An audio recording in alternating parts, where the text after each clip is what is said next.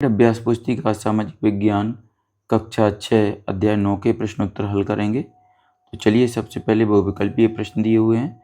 इसमें सबसे पहले प्रश्न 1 दिया है, इनमें से परिवार में शामिल नहीं है। तो इसमें पहले प्रश्न का उत्तर है बी, शिक्षक शिक्षिका। इसके बाद प्रश्न नंबर 2 है, संयुक्त परिवार की अवधारणा अधिक दिखाई देती है। सही ऑप्शन है ए, गांव में। इसके बाद प्रश्न नंबर 3 है, सहयोग का अर्थ है। सही ऑप्शन है बी, एक साथ काम करना।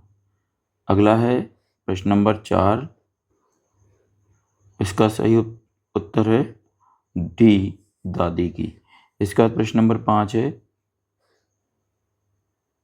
आवासीय कल्याण समितियां कूड़े के निपटान के लिए निर्भर होती हैं। सही ऑप्शन है बी, नगर निगम के कामगारों पर। चलिए बच्चों, अगला प्रश्न है प्रश्न नंबर 6, वह संगठन जहां पर्यटकों के लिए बिक्री हेतु पारंपरिक कपड़े, लकड़ी की नक्काशी और अन्य सामान तैयार किए जाते हैं। सही ऑप्शन है बी, हस्तशिल्प सहकारी संगठन। अगला है प्रश्न 7, पारंपरिक भारतीय परिधान बनाने में इस रेशे का उपयोग नहीं होता था। सही ऑप्शन है डी, कृत्रिम रेशा। अगला है प्रश्न नंबर 8, वास्तविक जीवन में अधिकतर कहानियों में परिवेश से संबंधित दृष्टांत दिए जाते हैं। सही ऑप्शन है बी, ग्रामीण परिवेश के। अगला है प्रश्न 9, हलमा परंपरा का उद्देश्य धरती माँ की सेवा करना है। इसका अक्षरशः पालन किया है। सही ऑप्शन है ए, भील समुदाय ने। अगला है प्रश्न नंबर 10, समाज की मूलभूत और प्राचीन इकाई है। सही ऑप्शन है सी, परिवार। चलिए बच्चों, आगे बढ़ते हैं। अगला प्रश्न है, रिक्त स्थानों की पूर्ति कीजिए। यहाँ पर कुछ शब्द दिए हैं, इनको सही शब्द इनमें से चुनकर हमें रिक्त स्थानों की पूर्ति करना है। तो चलिए, ए वाले रिक्त स्थान भरेंगे आवास, बी वाले में भरेंगे ज़रूरतों, सी में भरेंगे पीढ़ियाँ, डी में भरेंगे भागीदारी, ई में भरेंगे कर्तव्यों और एफ में भरेंगे समुदायों। इसके बाद जी में भरेंगे पद्मश्री, एच में भरेंगे अंग्रेजी, आई में परिवार और जे में लचीली। चलिए, जिन बच्चों ने यहाँ पर नहीं लिख पाए या समझ में नहीं आई हो मेरी राइटिंग, वह बच्चे इस उत्तर को यहाँ पर देख सकते हैं। ए में भरेंगे आवास, बी में ज़रूरतों, सी में पीढ़ियाँ, डी में भागीदारी, ई कर्तव्यों समुदाय, एफ में, जी में पद्मश्री, एच में अंग्रेजी, आई में परिवार और जे में लचीली। चलिए बच्चों, आगे बढ़ते हैं। अति लघु उत्तरीय प्रश्न पर आ जाते हैं। दिए गए चित्र को देखकर नीचे लिखे प्रश्नों के उत्तर दीजिए। तो यहाँ पर प्रश्न नंबर 1 दिया है, दर्शाया गया है परिवार किस प्रकार का है। उत्तर लिखेंगे, दर्शाए गए परिवार में दादी, माता पिता, चाचा चाची, भाई बहन तथा चचेरे भाई और बहन दिखाई दे रहे हैं, इसलिए यह एक संयुक्त परिवार है। अगला है प्रश्न नंबर 2, चित्र में कौन से वृक्ष दिख रहे हैं। उत्तर लिखेंगे, चित्र में नारियल के वृक्ष दिख रहे हैं। अगला है 3 नंबर का प्रश्न, परिवार में सदस्यों की संख्या कितनी है। उत्तर लिखेंगे, परिवार में सदस्यों की संख्या 8 दिखाई दे रही है। अगला है प्रश्न 4, परिवार में महिला और पुरुषों की वेशभूषा क्या है। उत्तर लिखेंगे, परिवार में महिलाओं ने साड़ी पहनी हुई है और पुरुषों ने धोती और कमीज पहनी हुई है। अगला है प्रश्न 5, बुजुर्ग महिला कौन है और वह क्या कर रही है।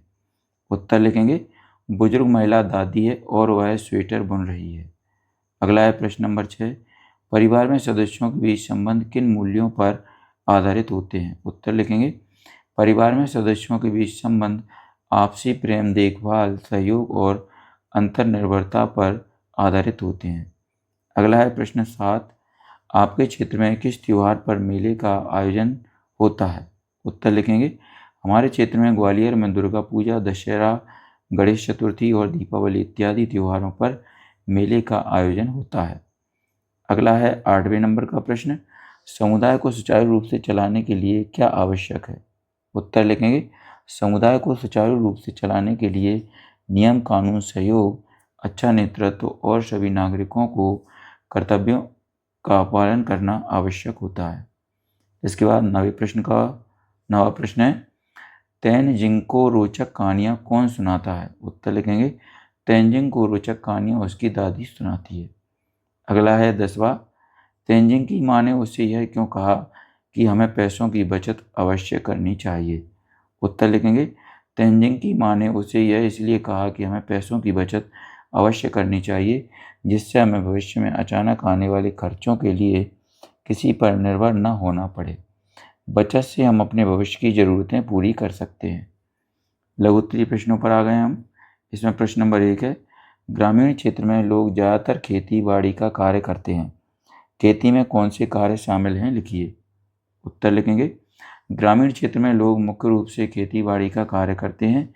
खेती में कई कार्य शामिल होते हैं, जैसे भूमि जोतना, बीज बोना, सिंचाई करना, फसल की देखभाल करना, कीटनाशकों का छिड़काव करना, कटाई करना और अनाज का भंडारण या बिक्री करना। ये सभी कार्य पूरे वर्ष करते हैं। अगला है 2 नंबर का प्रश्न, नगरीय क्षेत्रों में आवासीय कल्याण समितियां क्या क्या कार्य करती हैं?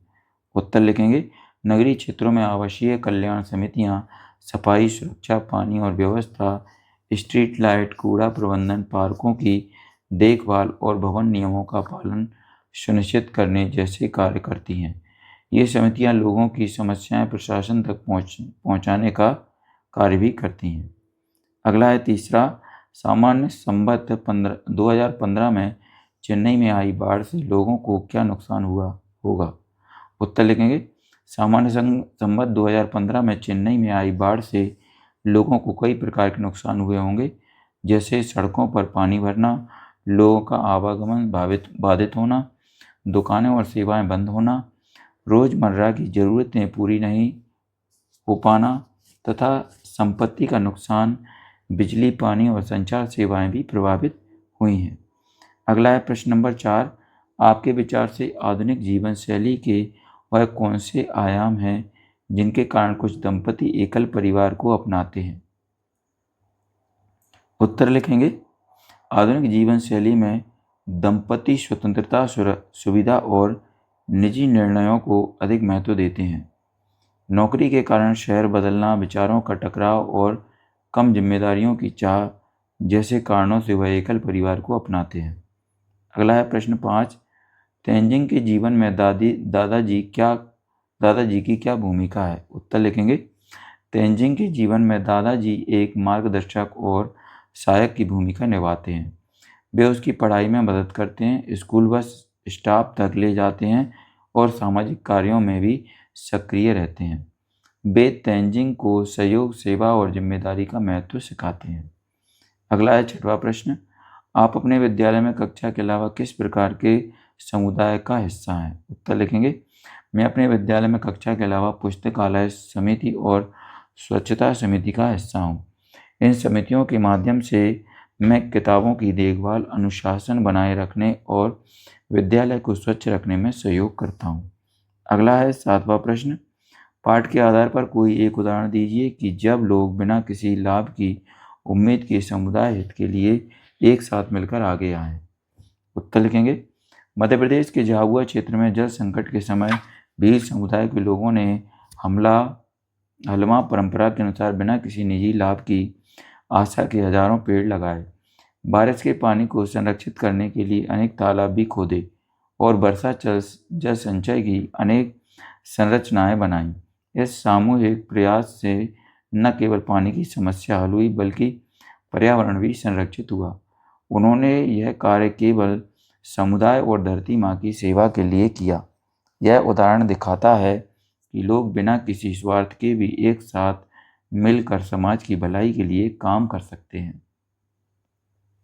अगला है 8वां प्रश्न, शालिनी को अपनी पसंद के रेशमी वस्त्र चाहिए थे, किंतु संयुक्त परिवार में रहने के कारण उसे सादे सूती वस्त्र खरीदना पड़े, फिर भी वह खुश थी, क्यों? लिखिए। उत्तर लिखेंगे, शालिनी संयुक्त परिवार में रहती थी। जब परिवार की आर्थिक स्थिति ठीक नहीं थी तब उसके लिए साधारण सूती वस्त्र खरीदे गए। शालिनी को अपनी पसंद के रेशमी कपड़े नहीं मिल पाए, फिर भी वह खुश थी, क्योंकि उसे यह महसूस हुआ कि परिवार में एक दूसरे की ज़रूरतों को समझना और उनके पास जो भी है उसे आपस में साझा करना अधिक महत्वपूर्ण है। उसे इस बात की खुशी थी कि परिवार के सभी सदस्यों को नए कपड़े मिले, भले ही वह उसकी इच्छा के अनुसार न हो। अगला है 9वां, बच्चे अधिक से अधिक दायित्वों का निर्वहन करना कैसे सीखते हैं? उत्तर लिखेंगे, परिवार और समुदाय के सहयोग से बच्चे दायित्वों का निर्वहन करना सीखते हैं।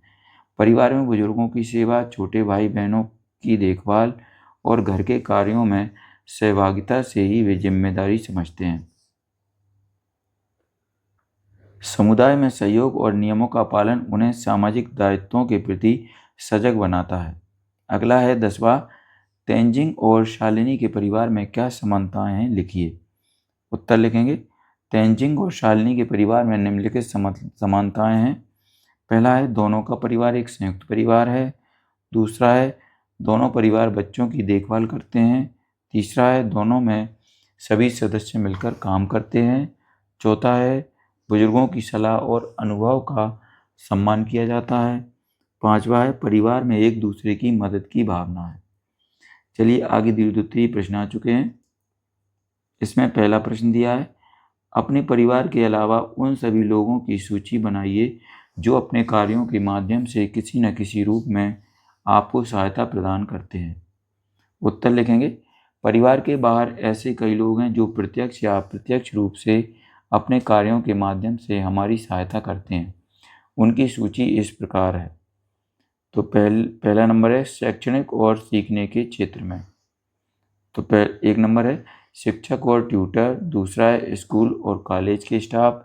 तीसरा है पुस्तकालय अध्यक्ष। दो नंबर पर आते हैं यहाँ स्वास्थ्य सेवाओं में क्या क्या आएगा, डॉक्टर, नर्स, फार्मासिस्ट और चौथा है एम्बुलेंस ड्राइवर। चलिए बच्चों अगला है तीसरा सामुदायिक सेवाओं में। पहला है सफाई कर्मचारी, दूसरा है सुरक्षा गार्ड, तीसरा है बिजली और पानी के विभाग के कर्मचारी। चौथा नंबर आता है दैनिक जीवन में। तो पहला है दुकानदार और सब्जी वाले, दूसरा है दूध वाले, तीसरा है कुरियर डिलीवरी कर्मी और चौथा है पोस्टमैन। अगला है पांचवा यात्रा और परिवहन में, बस, ऑटो और टैक्सी ड्राइवर, दूसरा है ट्रैफिक पुलिस। इसके बाद छठा है इसी के अंतर्गत आपातकालीन सेवाओं में। पहला है पुलिस, दूसरा है फायर ब्रिगेड और तीसरा है बचाव दल। यह लोग अपने कार्यों के माध्यम से हमारे जीवन को सरल, सुरक्षित और आरामदायक बनाते हैं। उनका सम्मान और आभार व्यक्त करना हमारी जिम्मेदारी है। चलिए अगला प्रश्न है 2, कुछ ऐसी परिस्थितियों का वर्णन कीजिए जहां आपने देखा और अनुभव किया है कि समुदाय के सहयोग से लाभ होता है। इसके बारे में लिखिए और चित्र बनाने का प्रयास कीजिए। उत्तर लिखेंगे, समुदाय के संयुक्त प्रयास से लाभ होने के कई उदाहरण देखे जा सकते हैं। यहाँ एक उदाहरण दिया है, वृक्षारोपण अभियान। हमारे कस्बे में पार्क को हरा भरा बनाने के लिए सभी लोग मिलकर वृक्षारोपण अभियान में शामिल हुए। सभी ने मिलकर पौधे लगाए, उनकी देखभाल की और पानी दिया। इसके परिणाम स्वरूप पार्क सुंदर और हरा भरा हो गया। बच्चों को खेलने के लिए अच्छी जगह मिली और वायु भी शुद्ध हो गई। यह सब केवल सामूहिक प्रयासों से संभव हो पाया। आगे चलते हैं प्रश्न 3 पर। क्या आप अपने परिवार को 3 पीढ़ियों की जानकारी एकत्र कर वंशावली का चित्र बनाइए। उत्तर लिखेंगे, परिवार की 3 पीढ़ियों का चित्र है यहाँ पर। परदादा परदादी, इनसे क्या उत्पन्न हुए, दादाजी, और फिर इनसे किसका मतलब किसकी शादी हुई, वो दादी बसंती। फिर इन दोनों से बुआ, चाचा और पिता आए। इसके बाद माता पिता से क्या आ गए, बहन भाई स्वयं। चलिए बच्चों आगे अगला प्रश्न चौथा है, संयुक्त परिवार के लाभ और हानियों का उल्लेख करते हुए कोई एक कहानी लिखिए। उत्तर लिखेंगे, कहानी दादी का आंगन। रवि एक बड़े संयुक्त परिवार में रहता था। घर में दादा दादी, चाचा चाची, भाई बहन साथ रहते थे। हर त्योहार मिलकर मनाया जाता और हर मुश्किल में सब साथ खड़े रहते। रवि को पढ़ाई में दिक्कत होती तो चाचा जी मदद करते। दादी रात को कहानियाँ सुनाती। एक दिन पापा जी का तबादला हुआ और उन्हें अलग शहर जाना पड़ा। नया घर छोटा था और रवि को दादी की कहानियाँ, चाची के बनाए पकवान और सबके साथ खेलने की मस्ती बहुत याद आई। इसके लाभ हैं, संयुक्त परिवार में प्यार, सहयोग, सुरक्षा और संस्कार मिलते हैं। हानि है, कभी कभी मतभेद और निजी समय की कमी होती है। रवि ने समझाया कि संयुक्त परिवार में रहना एक सुखद अनुभव है, जहाँ जीवन में खुशियों का आंगन हमेशा खिला रहता है। अगला है 5वां, तेंजिंग के दादाजी सामूहिक गतिविधियों में सक्रियता से भाग लेते हैं। कैसे? पाठ के आधार पर उदाहरण सहित समझाइए। उत्तर लिखेंगे। तेंजिंग के दादाजी न सिर्फ तेंजिंग की पढ़ाई में मदद करते हैं और उसे बस स्टॉप तक छोड़ने जाते हैं, बल्कि वे स्कूलों के सामाजिक कार्यों में भी सक्रिय रूप से भाग लेते हैं। वे हमेशा दूसरों की सहायता के लिए तैयार रहते हैं। उदाहरण है, एक बार जब तेंजिंग के क्षेत्र की बिजली चली गई थी, तब दादाजी ने पास के कार्यालय में जाकर शिकायत दर्ज कराई। एक बार तूफान में पास के घर को नुकसान हुआ, तब उन्होंने आसपास के परिवारों से धन एकत्रित कर उस घर की मरम्मत करवाने में मदद की। इससे यह सिद्ध है कि तेंजिंग के दादाजी एक सजग, सक्रिय और सेवा भावना से प्रेरित नागरिक हैं, जो अपने समुदाय के हित में हमेशा तत्पर रहते हैं। तो बच्चों, यहाँ पर ही हमारा अध्याय 9 समाप्त हो चुका है। अगर आपको हमारा वीडियो अच्छा लगता है तो इसको लाइक करें, अपने दोस्तों के साथ शेयर भी करें। इसी तरीके के और भी वीडियो पाने के लिए हमारे इस चैनल को सब्सक्राइब करना न भूलें। धन्यवाद।